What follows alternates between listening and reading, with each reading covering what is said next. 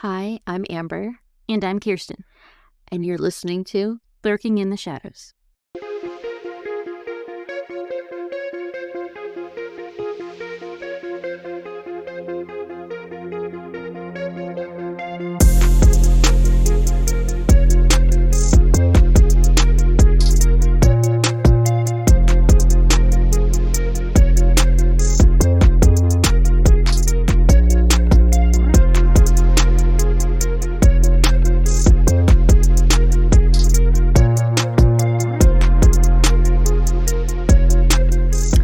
Hi! Hello. Welcome to our next episode. I have no idea what number we're on, but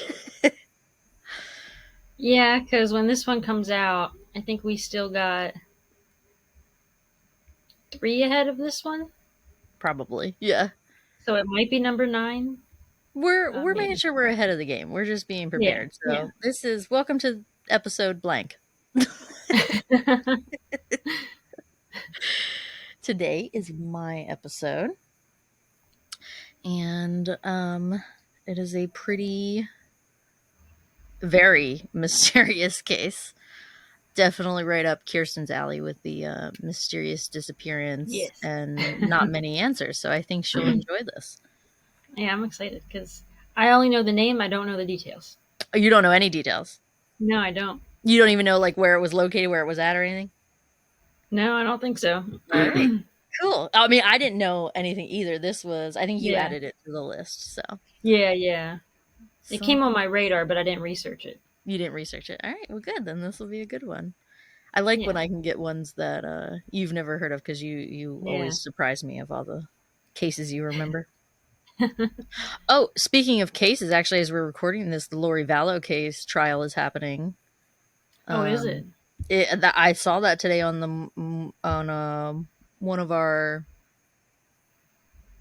Facebook groups posted that they were watching it live, the Okay. trials, and that she was crying her face off, whether we believe it or not. I don't know why I thought she was already convicted. I know she was in prison, but I guess she didn't actually have trial. Maybe it's for something else. I didn't read the details, so Yeah. I didn't click on it. And sorry if you can hear this annoying car in the background. I actually can't Their hear it. base is just going off outside. Is it real? I can't hear it right now, so that's good. Like, get the hell out of here. Get your Rocking stupid out. car off. Oh, riot, Kirsten. I should. Well, while they jam, we'll get into murder. Yeah. So today I am talking about the Lost Boys of Pickering. They were 6 teenage boys that went missing mysteriously in Pickering, Ontario, Canada. The 6 boys were Jay Boyle, 17 years old, Chad Smith, 18 years old, Robbie Rumbolt, 17 years old, Jamie Lebreve, 17 years old, Michael Cummins, 17 years old, and Danny Higgins, 16 years old. Is this our first international case? Is it? I think everything else was U.S. Well, I did the Scotland lighthouse, I guess. The lighthouse, yeah. That was a sprinkled in, like not a full case, but Yeah, that was just True Crime and a Dime. Make sure you listen to it. Yeah, that's right. Check it out. So yeah, maybe this is, and also shout out to Steph in Canada that I know. She'll probably be listening. So hi, Yeah, Steph. she's our number 1 fan. Hell yeah. Yes, she's putting in the work. So Jay, Chad, and Robbie were all from Pickering. Jamie was from Scarborough. Michael was from Oshawa. And Danny was from Ajax. There's not a lot of information about most of the boys. I was only able to find most information about Jay Boyle because his family continued to stay active in trying to find the answers on these missing boys. Yeah. So his mother, Patricia Boyle, and sister Amanda Boyle play an important role. God dang. Right? What are That's these people doing out there? I don't know. Are they street racing? Goodness. I guess probably. Let me back up That's a probably little. because what happened to that kitty yesterday. You're gonna crush me. Don't bring that up.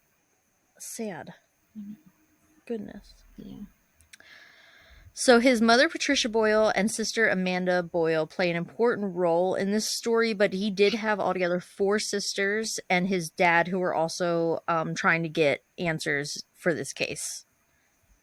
When Jay went missing, he had recently dropped out of high school and moved in with his girlfriend Monique and their daughter into an apartment, and he was trying to get his life back together.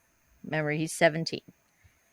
Yeah. And he had talked to his family about making things better for his kids, and he was really trying. These typical bored teenage boys would find themselves getting into trouble, though. They had a reputation in town for joyriding watercrafts, stealing beer from boats, and usually would find the boys hanging around the marina late at night. Okay. The night of March 15th, 1995, the boys had taken a water tricycle out for a joyride. And if you don't know what a water tricycle is, because I didn't, even though we've done Yeah, I've many never of heard of that. yeah, I know, me neither. Me and you, That I sounds mean, dangerous. I've done lots of water sports and stuff. I never knew what it was, but it Mhm. is it's up your vibe. Totally, Kirsten, it's a paddle boat. Okay? So Oh, it's like a little perfect. tricycle paddle boat that you just like pedal on the water and move around. Okay. So yeah, your speed. Yeah. Um Safe. yeah, safe. So they decided to take that out on the night of May 15th. Jay did have some past run ins with the law for assault charges. And on that same night that they decided to take the tricycle out, after that, he was arrested and then released when he was caught trying to break into and steal from a local grocery store. We don't have any record of what the boys did earlier the next day on March 16th, but by that evening, 5 of the boys met in a basement spring party. Amanda, the sister, Jay's sister, wanted to attend that party, but she actually was sick that day and decided to stay home. His daughter was at his grandparents' for the night, and his girlfriend Monique expected him home later back to the apartment. And here's just some strange notes of behavior. Like I said, we don't have a lot on the other boys, but this is just a few little notes that I got. Danny Higgins handed his expensive chain necklace to his mom, asking her to look after it before going to the party that night.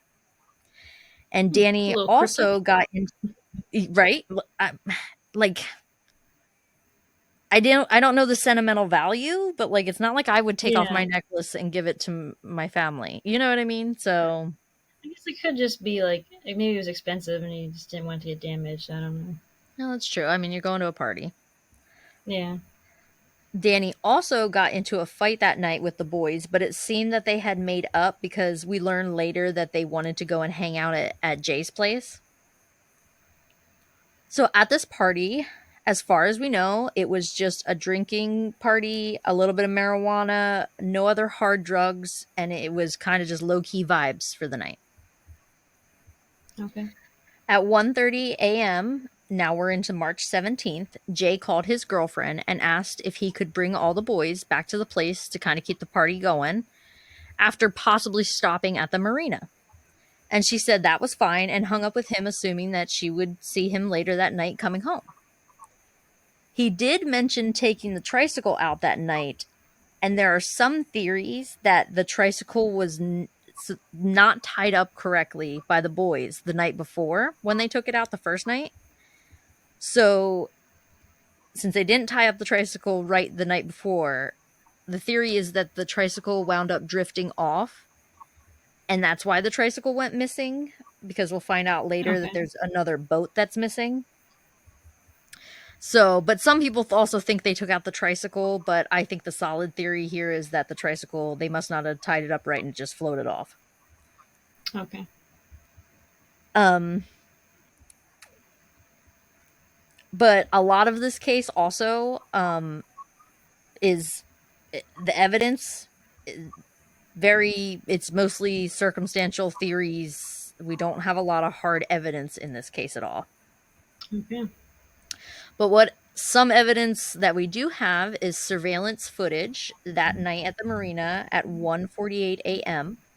Michael, Jamie, and Robbie can be seen on the surveillance at the East Shore Marina in Frenchman's Bay.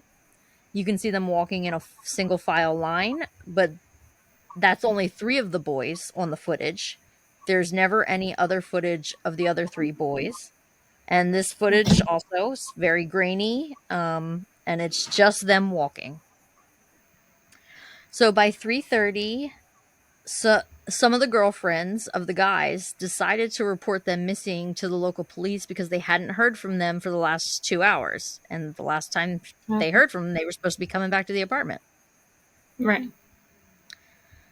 So, of course, here we go with our terrible police. They told the women to have the parents of the kids call back in the morning to report them missing.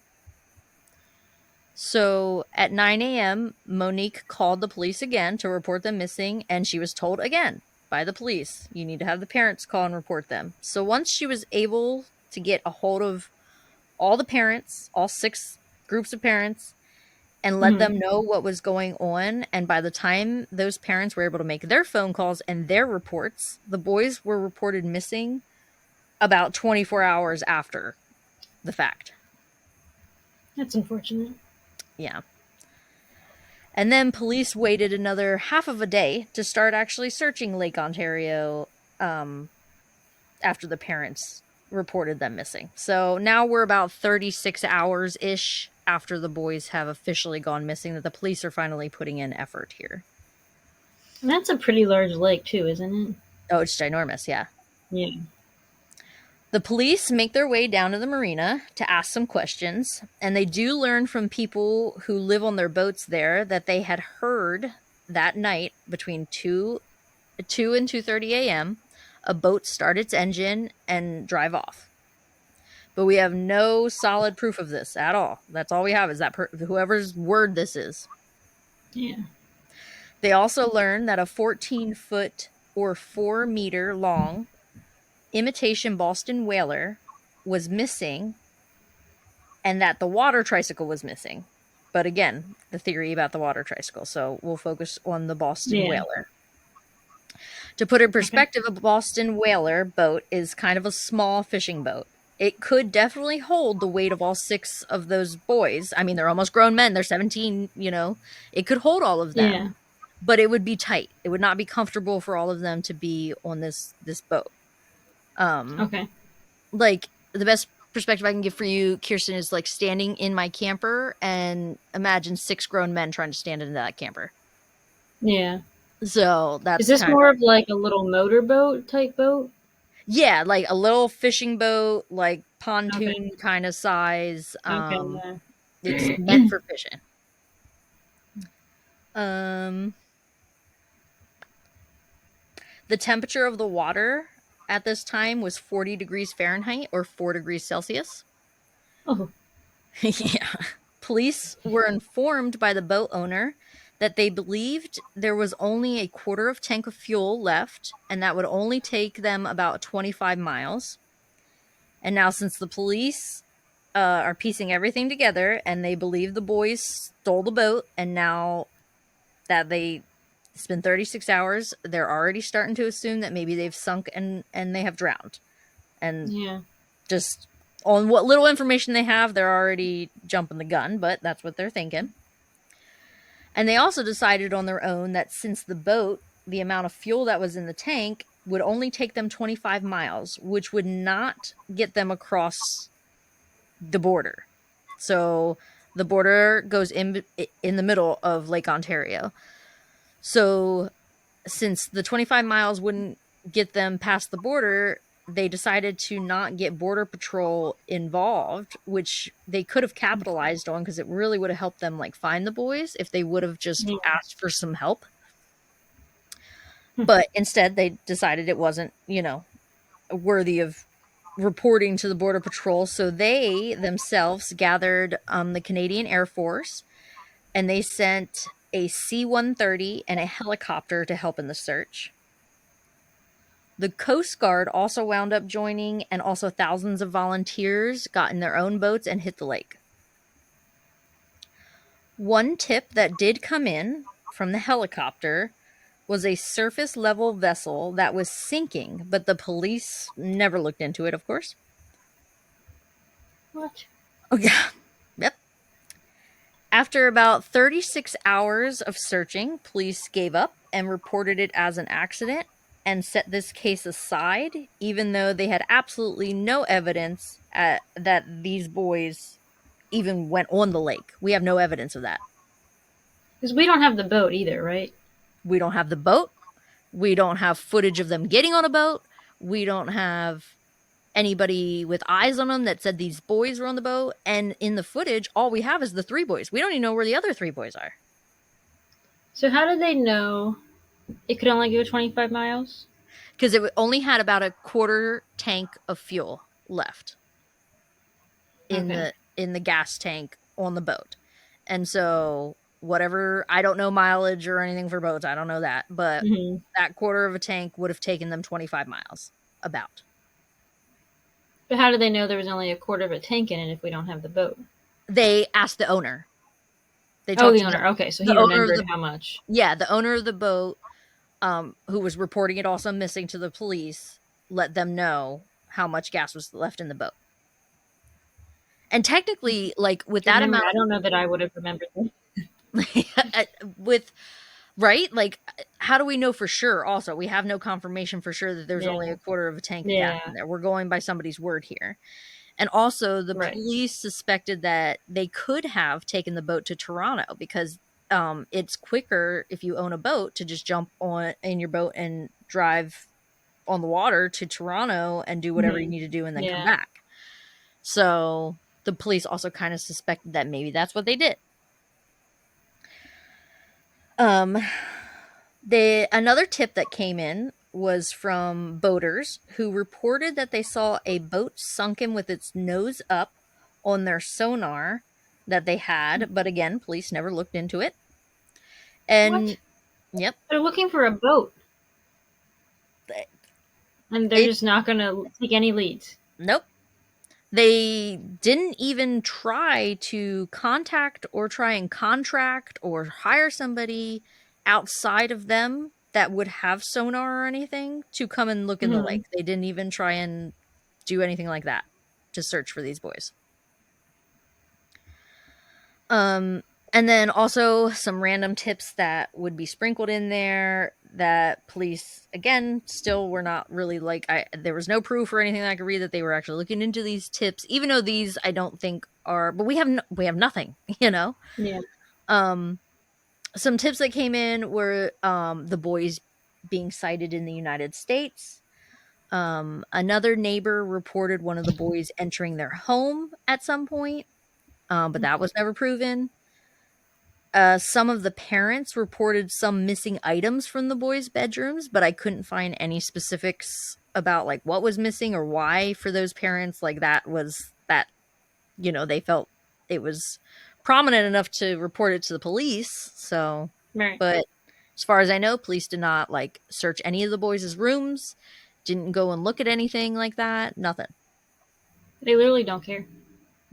Literally, they did their 36 hours and like, I did my due diligence. That's it. Yeah, they're like, oh, there's boys missing. Whatever. Yep. That's the whole vibe. Teenage boys are missing. Not my problem. That's how they're acting.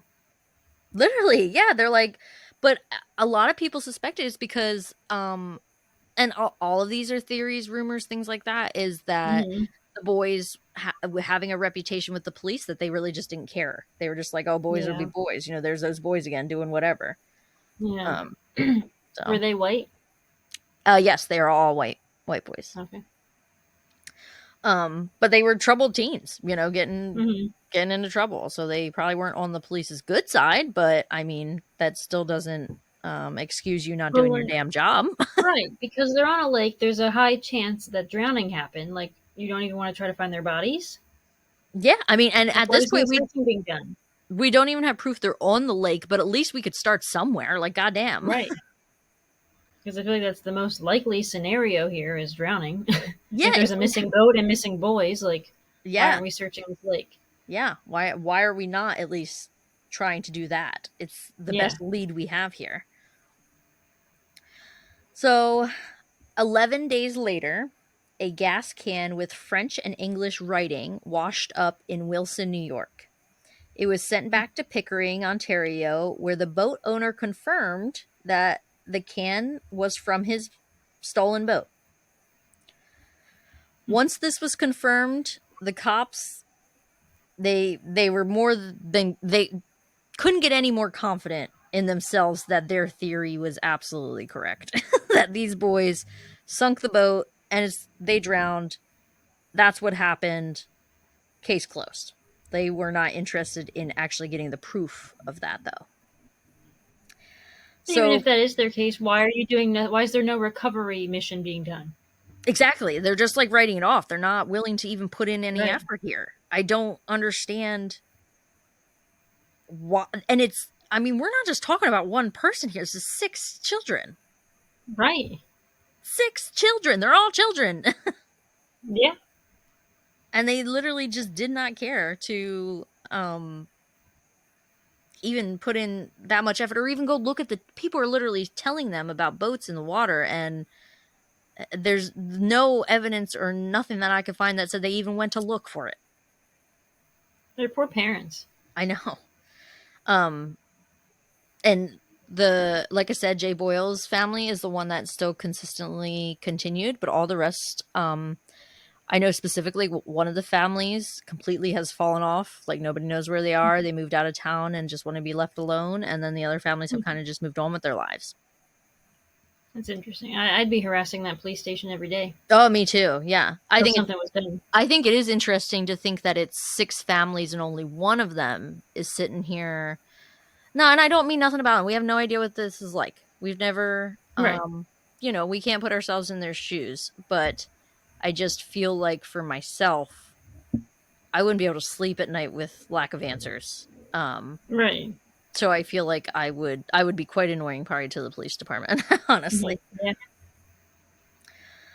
So, the police, they got their answers. They put this case aside for over 10 years until a private investigator named Bruce Ricketts decided to look into this case pro bono in 2010.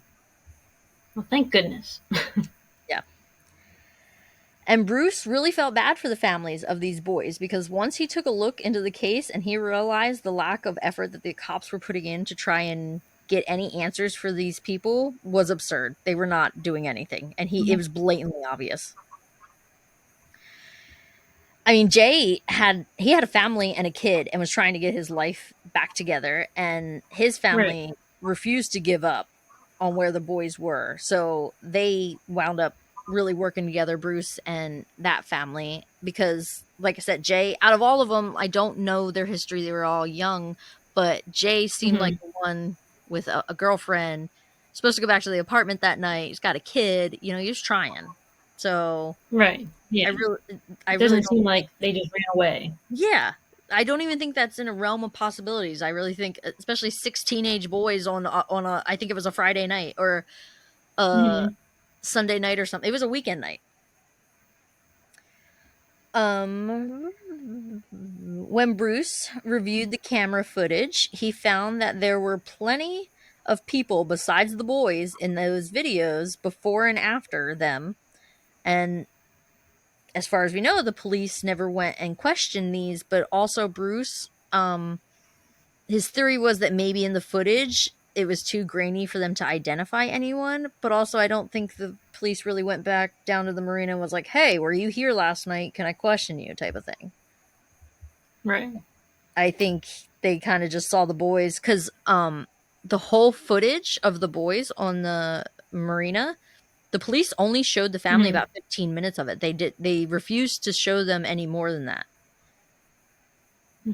Okay. And yeah, I don't know what their motive for that was, honestly. Right. So they never tried to find those people to question them to see if they saw them. I know that there was like 3 people, a man and 2 women, who were walking only about 20 minutes after the boys are seen on the camera. But, you know, whether they saw anything or not, they never came forward, and the police, I don't think, ever tracked them Yeah. down. During the entire 14 years of looking into this case, Bruce fought very hard with the police to try and get any of the records and reports, but they just gave him excuses, or they would deny his claims. He would have to file, because you have to like file forms and stuff to get like some of those public records, and they would deny him, and he would have to appeal, and they would deny him, and he'd have to appeal, and then they'd give him the runaround, or like they were stonewalling him. It was the word I kept finding in all of these articles, was that the police was just doing that to him, and he's a PI. Like, this is what he does, you know. Yeah. And they're fighting with him. So what are they hiding? Right. Something's weird here. Yeah. And an example I have as the police acting weird is a set of remains of a lower body wearing red pants, which is the same color pants that Jay was wearing that night, were found in 1998, but was never told to the family, nor was DNA ever tested on it at this point. And what year are we in now? Now I'm about to that was 1998. We're about to be in 2013. What the heck? And they still haven't tested it at that point? At this point, Rickett had to fight with them to get the DNA testing done. And when the DNA test came back, he was told it was negative, but he never got, as far as I could find, and I could not find an actual official report of DNA test being negative. It was kind of like, and he said he wasn't sure if he actually believed him, that they actually put in the effort to, because he got the runaround when he was trying to get the DNA. Yeah. They said for a long time, they said, oh, we lost the bone in renovation. And then the next story that he got was, oh, pathology has it. They've been hanging on to it. He goes to pathology. Pathology says, we wouldn't hang on to bones for 15 years. We don't have that bone here. And then finally, when it's like the 3rd or 4th time, he's like, hello, DNA testing, where's this at? They finally tell him negative. So that's why he really felt like, what if they're just lying to me? You know, he wasn't just pulling that out of thin air, you know. This information on this case has been redacted. Bruce, like I said, was trying to really fight for it, but it has not been released to the public. And I myself, and I'm not the only one, struggled to find information. I actually even watched, it's called the Mile Higher podcast, and they cover this case, and they themselves struggled to find information on this case. So Bruce Rickett wrote say it again. Which is sad. Yeah, it is sad that 6 boys and there's barely any information. Yeah. I couldn't even, they don't have any, like, you know, usually I like to give a little bit more background on the boys. Nothing. I couldn't find anything other than how old they are. So Bruce Ricketts wrote a book called The Lost Boys, What We Know and What We Believe. And he based this off of all his research that he did over the years. And unfortunately, though, Bruce died in January of 2024, which is 29 years after the boys disappeared, with no answers. Wow. And on this day that we are recording at this point, we are now over 30 years of these boys going missing with no information. And the only person that was actually putting in any effort, you know, unfortunately now has passed away. So I really would love that we don't let this case die, and that these 6 boys, we can maybe get some answers. I know it's 30 years, but you just never know. Right. So, if you have any information, please contact Durham Police at 905-579-1520 or anonymously contact Durham Regional Crime Stoppers by calling 1-800-222-TIPS. That's 8477, or going online to www.durhamregionalcrimestoppers.ca. And we've said before, like, we think the answers to a lot of missing persons cases is bodies of water. Yeah, So hopefully, like, one of those search groups is willing to take this case on and search. I follow some like search groups and stuff on TikTok that like go in, Yeah. find vehicles and things like that. And I mean, I know like this, especially because if they sunk a boat and they drowned, I'm sure it's nearly impossible to be finding their remains, but maybe we could find the boat, Right. you Yeah. know? And then that would kind of tell us, like, yeah, that this likely was a drowning. Yeah, that like maybe, I mean, something. We literally have nothing. Yeah. And it's Yeah. 30 It's years. interesting that, like, they all disappeared. Yeah, and I think like all we can do is assume that the other three boys were hanging out with them and joined them, but we have Right. also no proof. Like those kids, Yeah. Where are they at? once they were seen at that party that night, that was it. Nobody ever saw them again. We had no idea where Mm-hmm. they went from there. You know, we Yeah. just assumed that they joined the other boys at the marina. Right. So yeah, Yeah, there they're you go. probably in the water somewhere. I mean, if they are going to go off of that 25 miles, that gives them from start to 25 miles to search. Yeah. And also, I mean, they were the thing that also is terrible to think about is that they waited 36 hours, okay? If those boys took that boat out Right. and it sunk and they're in 4 degrees Celsius water, whether those Mm-hmm. boys were professional swimmers or not, they're not going to survive Mm-hmm. 36 hours in that water. No. So even if, and apparently the Boston Whaler had a reputation for being an unsinkable ship, but I don't believe that bullshit ever since Titanic. No. So, Yeah. Yeah.